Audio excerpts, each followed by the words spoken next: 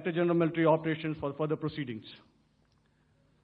Ladies and gentlemen, on the 10th of May, in the morning, even as we were getting into a huddle to wargame the events of the previous night, a routine exercise, I received a message on hotline from my counterpart in Pakistan seeking my willingness to communicate. Since our initial aim was to strike at terror camps, and all our actions in the subsequent days were in response to the intrusions and violations by the Pakistan Air Force and its army, it was decided that I would indeed speak with my counterpart.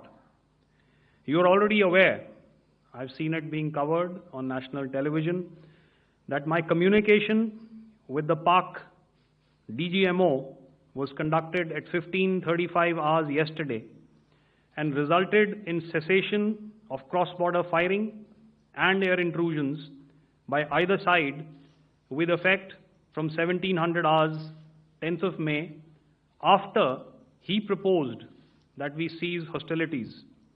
We also decided to further speak on the 12th of May, that's tomorrow, at 1200 hours, to discuss the modalities that would enable the longevity of this understanding. However, disappointingly, and must I add, expectedly, it took only a couple of hours for the Pakistan Army to violate these arrangements by cross-border and across the line of control firing, followed by drone intrusions across the expanse of the Western Front through last night and in the early hours of the morning today. These violations were responded to robustly and dealt with as they must be. We have earlier today sent another hotline message to my counterpart highlighting these violations of the understanding between the DGMOs on the 10th of May and our firm and clear intent to respond to these fiercely and punitively, if repeated tonight, subsequently, or later. In this regard, I must inform all of you that the Chief of Army Staff has earlier today conducted a security review and has granted full authority to our Army commanders for counter-actions in the kinetic domain in case of any violation by Pakistan.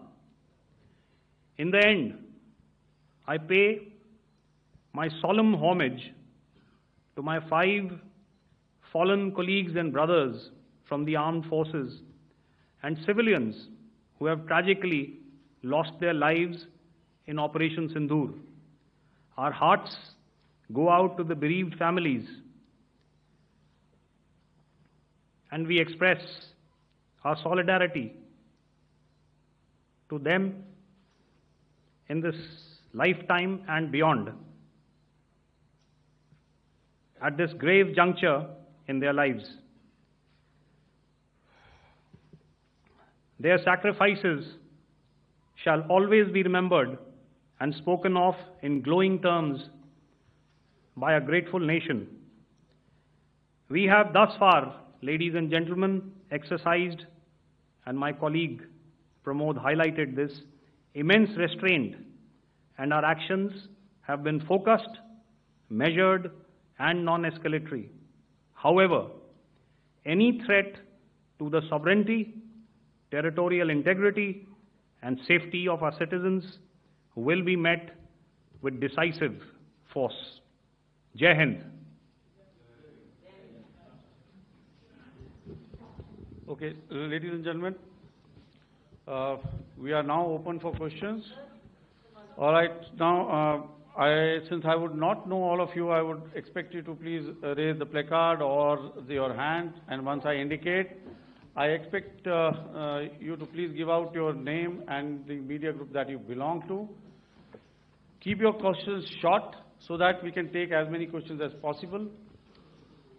Also, ladies and gentlemen, kindly bear in mind that confidential aspects may not be answered by the 3 DGMOs.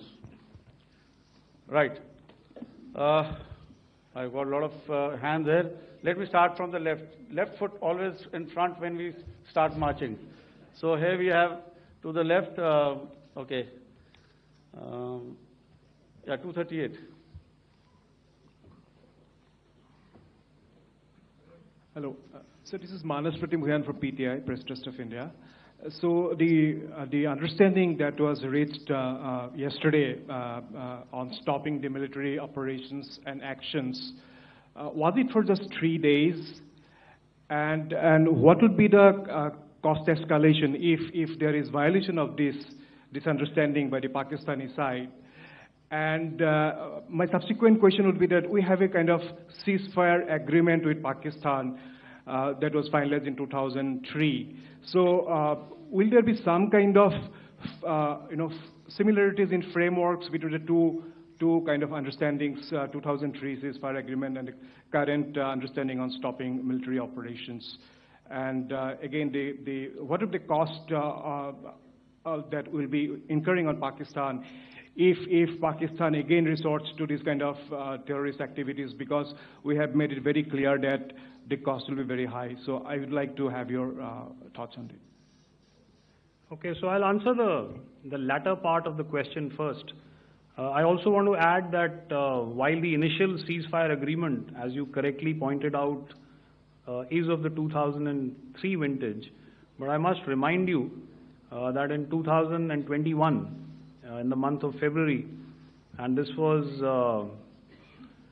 then when the crisis in eastern Ladakh was also on, the two DGMOs had spoken and arrived at a ceasefire understanding that lasted right up until this unfortunate attack at Pahalgam.